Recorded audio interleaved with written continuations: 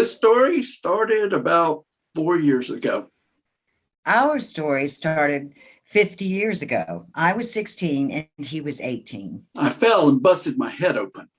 We went to school together. We were friends, not boyfriend and girlfriend, just school friends. My daughter took me to the doctor. Jack had joined the army. Okay, I had had a few drinks and I was not feeling too good. My stomach hurt.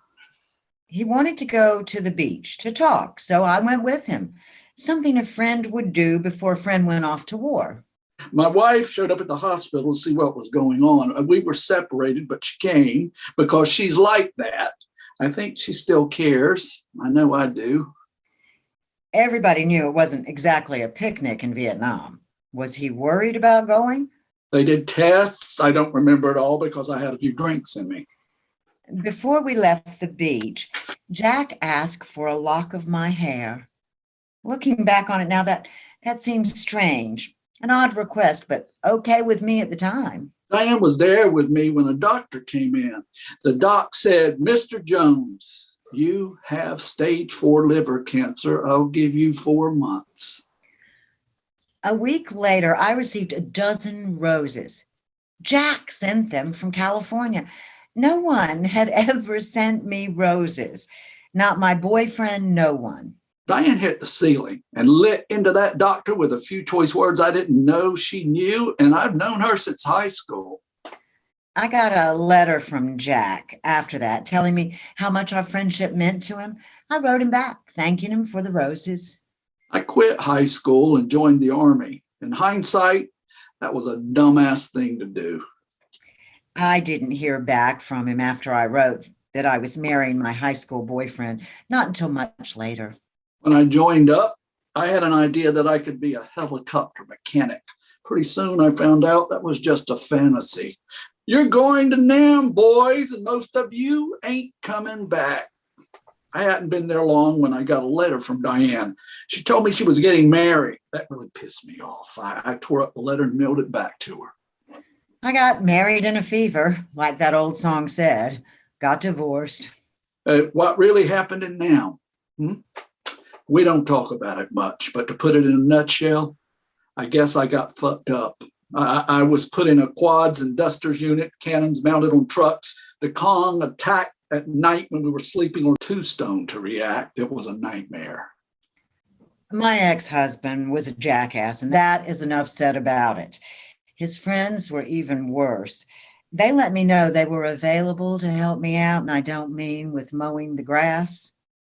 I had 2 little kids, for heaven's sake, and they were hitting on their friend's ex-wife. I was not even remotely interested. I had the dubious honor of going into the villages to take body counts. Women, little kids, all torn up. It made me sick to my stomach.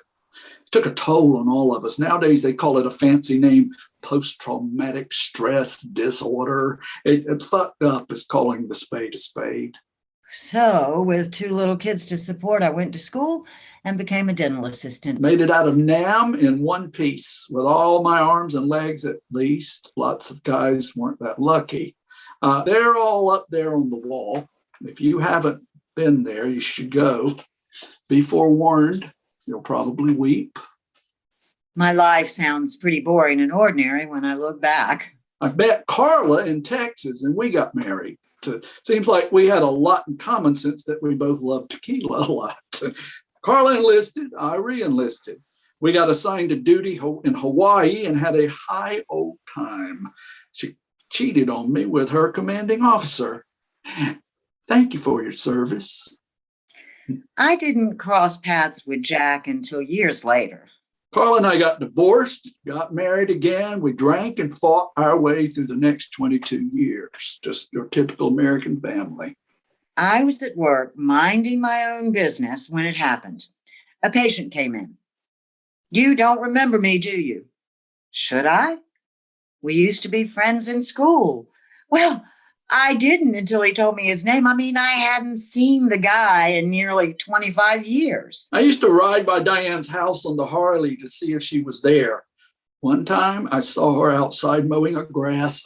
I didn't stop. He told me about his wife and kids. He did not mention that he had been stalking me. Hey, I should have asked you sooner. Can I roll you a joint?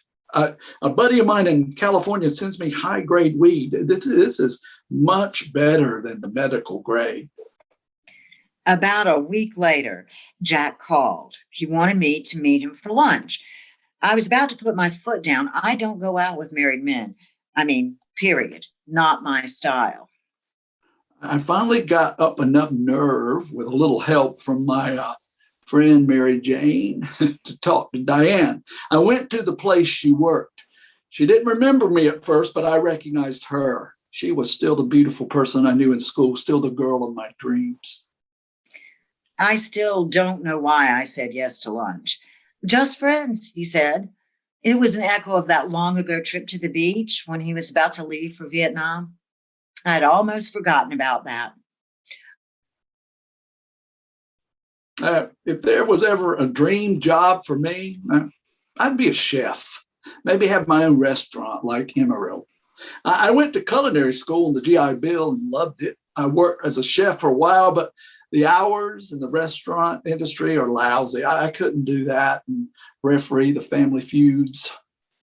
A little while after I had that lunch with Jack, I came home from work and found a note stuck on my front door. A few of us decided to get together to commemorate the 25th anniversary of my joining the Army. I left a note on Diane's door hoping she would come. He was having this little get together at his house. Okay, innocent enough. There would be other people there. I made a lemon pound cake and went. I met his wife and family fine. My wife and I finally separated. We did nothing but drink and fight. It was a toxic waste dump.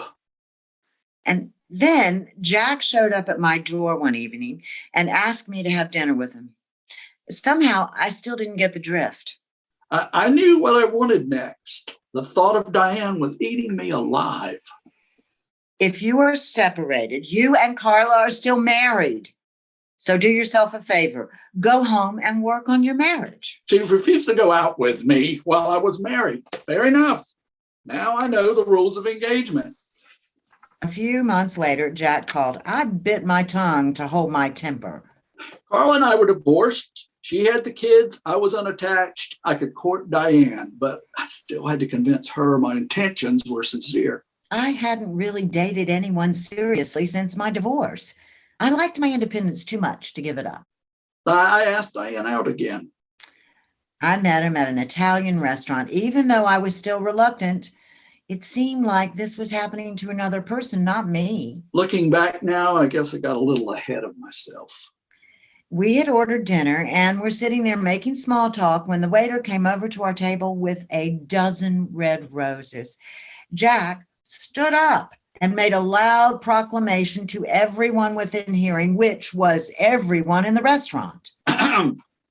I am madly in love with this woman and I want her to marry me. Diane stared at me like a deer in the headlights. Presumptuous? Just a bit. This was our first real date. The other diners applauded.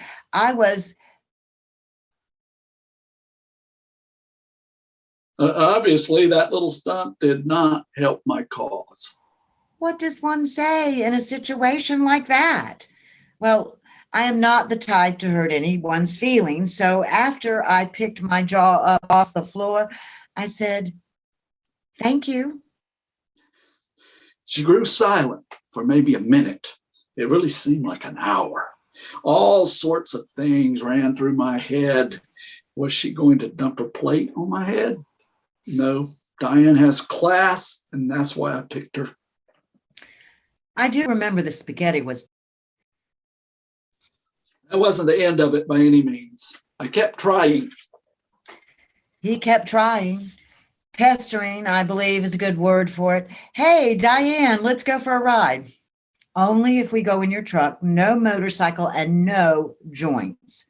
So he would drive us over the river and stop at the Tasty Freeze for ice cream. I discovered that she was a pushover for vanilla ice cream with caramel topping. Who knew? Jack was really fun to be with, always unpredictable, always kind. Sometimes if he didn't call me for a week, I started to worry that something was wrong. I was slowly winning her over. I could tell. I learned that instead of charging in like a bull, you just have to worm your way into your woman's heart. What I didn't know then was that those disappearances were dark times. When we were together, he was always in control of his emotions. I never saw him take a drink. I had to be on my best behavior with Diane. Anytime I started backsliding, I checked out to be alone with my demons. I was ashamed of the demons and my lack of control over them. Was I winning? No, the demons were, but I was winning Diane. I could tell she was happy to see me. I was happy when we were together. I don't think I have ever been that happy. Jack was an okay guy. I think I always knew that. And I was what? Falling in love again at age 50? Not possible. I finally popped the question. You know the one I mean. Down on one knee and everything. I was still nervous about asking. He came over with half a gallon of vanilla, caramel topping, and a diamond ring. It must have been the ice cream that sealed the deal. She stared at it, stared at me, and said yes. We were engaged for 3 years. Did we need to be in a hurry? I thought not. Hey, the day before my 55th birthday, she surprised the hell out of me. Shocker. Let's go to the courthouse tomorrow and get married. Nothing fancy, no family, friends, just us and the courthouse clerk. Afterward, we stopped by the Bloodmobile and they gave us a $5 Walmart gift card. I still couldn't hold the demons at bay. There was no hiding it from Diane now. I couldn't disappear anymore. We had a life. There was we now, and not just me. Jack would wake up in the middle of the night, shivering and then sweating. Was he sick? I was back in Nam and the Kong were coming. They were killing people all around me while I just stood there. It was vicious, relentless. I brought him water, but he wanted something stronger. Beer? Tequila, bourbon, rum, vodka, it didn't matter. I would drink myself senseless until the demons stopped tormenting me. How did I not know this about Jack? For one thing, love is blind. This was the one thing I feared the most. Diane didn't know what she was signing up for. I was a tortured soul, and she couldn't help me even though she wanted to. Oh, she did try. I wanted to understand it. Where did the real Jack go? What happened to him? I don't think I had a soul anymore. The demons had me by now. I don't think I was ever real. I joined AA. Everyone there was a drunk or reformed drunk, not for me. I couldn't focus. I wanted a drink. I just wanted a little drink and everything would be fine. Another drink. It was the only thing he could think about. It had to stop. I loaded him into my car and drove him to a rehab center where he could not get a drink on demand. While he was there, I did some house cleaning, found half full liquor bottles hidden all over the house. When he came home, the liquor and I were gone. I came home sober, but my wife was gone. I got in my truck and drove to the liquor store. Southern Comfort seemed appropriate on that occasion. Jack always had an ironic sense of humor. I almost laughed when I found the Southern Comfort bottle. It seemed like I hadn't laughed in months. It was a welcome surprise. I pulled myself together for a little while and Diane came home. I was home for nearly a month when Jack went off the deep end again. I was frantic about finding a way to help him. We drove to a VA hospital 3 hours away. They kept him. I visited every weekend for 3 or 4 months. Every trip was torture. I felt sad and helpless. I was back and forth between rehab and home so many times I lost count. Diane was there sometimes, and sometimes she wasn't. I could see that I was torturing her. When Diane left me alone, I drank. She took my dog. That made me very unhappy. I drank because I missed her and the dog, which was selfish. And then there was still the demons. About 4 years ago, I stopped by our house to check on Jack, something I do almost every day. Sometimes I brought his dog over to see him. He really loves Lucy, but I didn't think he was able to take proper care of her, like making sure she had food, water, and exercise. Lucy is the best dog I ever had, but she's living with Diane, which is best for all concerned. I found Jack passed out on the floor. Not just drunk, passed out, knocked out. He had a big gash on his head. I busted my head open one morning. When I had my head examined at the hospital, I'm sure they didn't find much in there because I'm not that deep. They had to sober him up first and then did an MRI. The next day, this asshole doctor we didn't know came into Jack's room and without preamble or fanfare told us Jack was going to die of liver cancer in a few months and there was nothing to be done. I agree with Diane. That doctor was an asshole. I learned once again that sure determination can carry you a long way. The diagnosis was not acceptable. We found a real doctor and Jack started treatment, chemo, radiation. They threw everything in the playbook at it. The tumor started shrinking. I still drink. That is one disease I have yet to conquer. Cancer moved to his brain and the doctors got experimental. It worked. 4 years passed and he is still alive and kicking. Apparently, even though my husband is still on a mission to destroy himself, he seems indestructible. Diane is still the love of my life, but she's tough, takes no prisoners. You can't help but love Jack, even when he is impossible to live with. Sometimes you have to wonder why. Why does this stuff happen? I finally figured that out. In this life, if we are lucky enough to live long enough, we suffer, we feel pain, we experience joy and love, happiness, and heartache. The earth keeps spinning. Our moods and emotions spin with it. Oh, we twirl back and forth between triumph and disaster. Sometimes we're on the mountaintop and sometimes we're in a deep, dark pit. Life changes like the weather. It's never perfect for long. If you want perfect, I hear that's what's waiting for you in heaven. Hey, I hope you're writing all this down because it would make one hell of a movie. And I want Sam Elliott to play me. There is one more thing you should know. I saved the roses that Jack sent me, faded long ago, but still precious to me, like Jack. I know now that I can't save him from himself, and that makes me sad.